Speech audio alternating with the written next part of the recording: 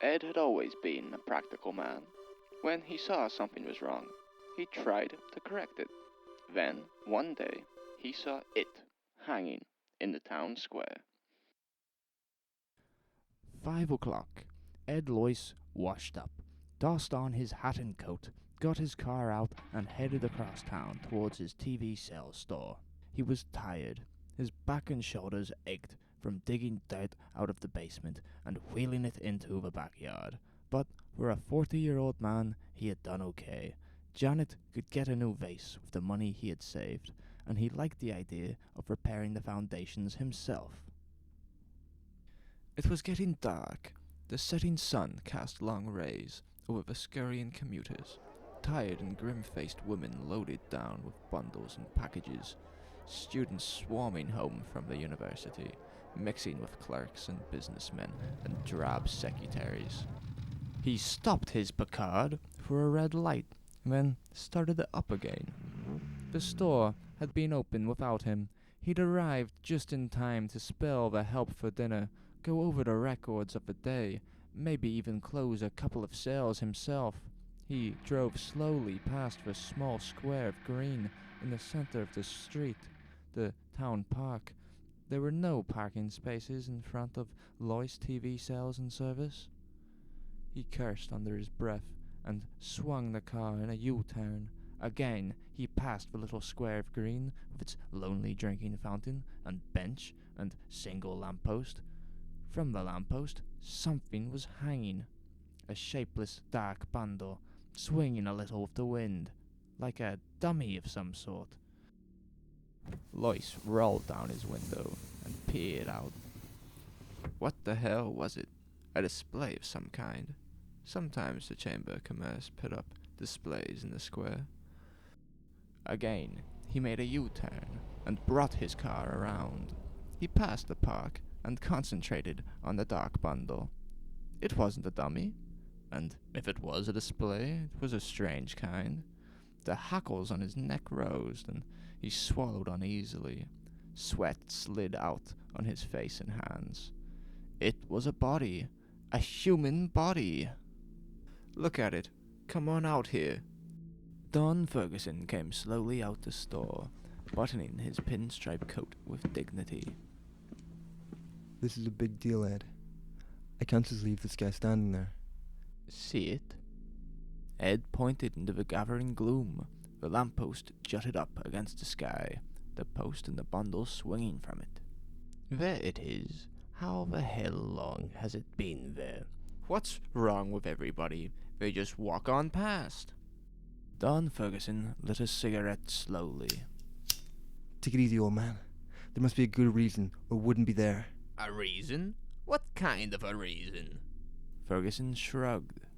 Like the time the Traffic Safety Council put that wrecked Buick there. Some sort of civic thing. How would I know? Jack Potter from the shoe shop joined them. What's up, boys? There's a body hanging from the lamppost.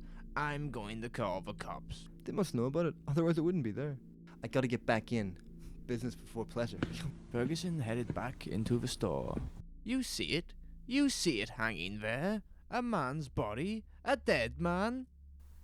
Sure. Ed, I saw it this afternoon when I went out for coffee. You mean it's been there all afternoon? Oh, would you look at the time? I have to get back. See you later, Ed. Potter hurried off, joining the flow of people moving along the sidewalk, men and women passing by the park. A few glanced up curiously at the dark bundle, and went on. Nobody stopped. Nobody paid any attention.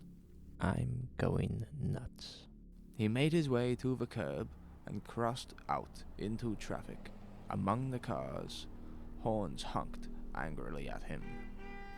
He gained the curb and stepped up onto the little square of green. The man had been middle-aged. His clothing was ripped and torn, a grey suit, splashed and caked with dried mud. A stranger. Loyce had never seen him before, not a local man.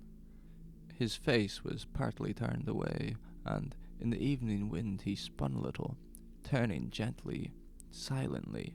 His skin was gouged and cut, red gashes, deep scratches of congealed blood. A pair of Steel-rimmed glasses hung from one ear, dangling foolishly. His eyes bulged. His mouth was open, tongue thick and ugly blue. For heaven's sake! He pushed down his nausea and made his way back to the sidewalk. He was shaking all over with revulsion and fear. Why? Who was the man? Why was he hanging there? What did it mean? And why didn't anybody notice? He bumped into a small man hurrying along the sidewalk. Would you watch out? Oh, it's you, Ed. Ed nodded dazedly. Hello, Jenkins. What's the matter? You look bleeding sick. The body there in the park. Ach, sure, Ed. Jenkins led him into the alcove of Lois TV Sales and Service.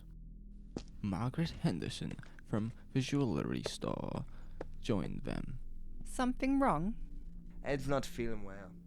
Lois yanked himself free. How can you stand there? Don't you see it, for God's sake? What's he talking about? The body hanging there. Is he sick? It's Ed Joyce. You okay, Ed? The body. Let me go. The police. Get the police. Ed? You better get a doctor. He must be sick. Or drunk? Lois fought his way through the people. He stumbled and he fell. Through a blur, he saw rows of faces. Curious, concerned, anxious.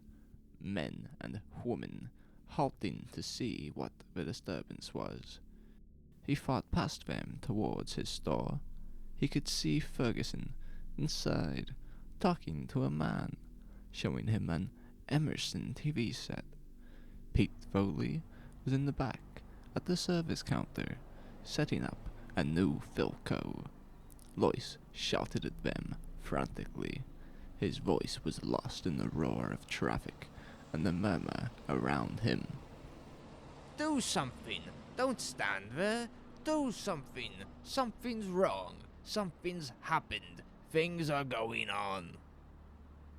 The crowd melted respectfully, with the two heavy-set cops moving efficiently towards Lois. Name? Lois.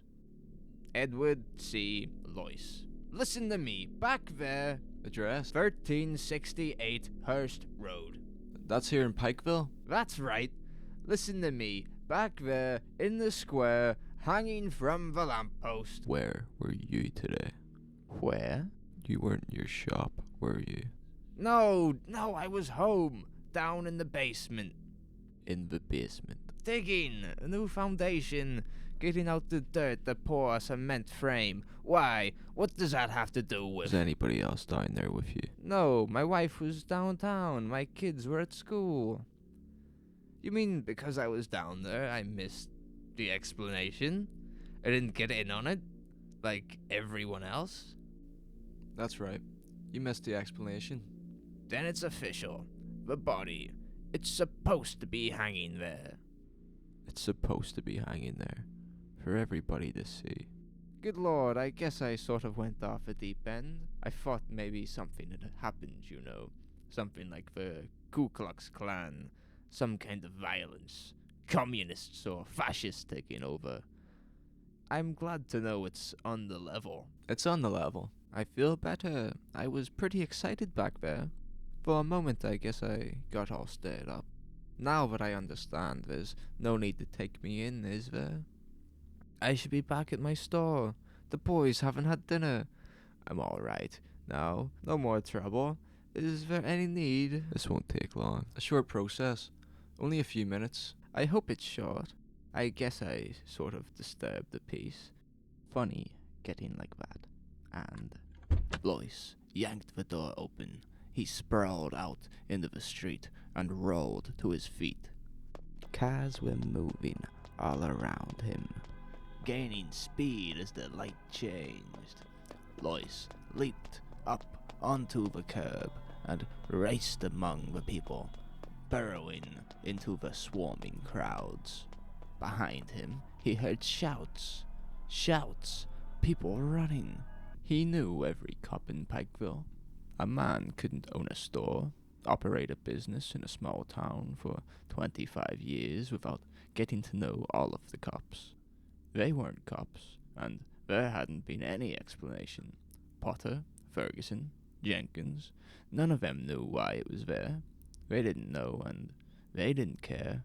That was the strange part. Lois ducked into a hardware store. He raced towards the back, past the startled clerks and customers, into the shipping room and through the back door. He tripped over a garbage can and ran up a flight of concrete steps. He climbed over a fence and jumped down on the other side, gasping and panting. There was no sound behind him. He had got away. He was at the entrance of an alley, dark and strewn with boards and ruined boxes and tires. He could see the street at the far end. A street light wavered and came on. Men and women, stores, neon signs, cars. And to his right, the police station. He was close, terribly close.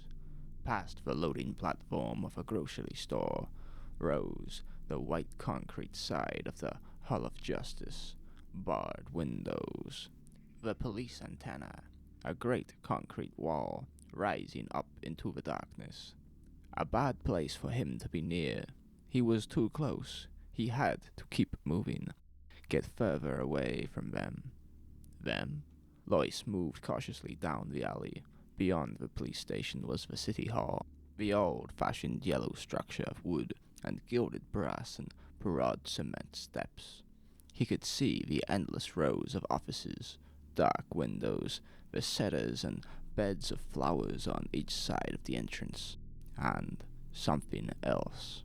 Above the city hall was a patch of darkness, a cone of gloom denser than the surrounding night, a prism of black that spread out and was lost into the sky.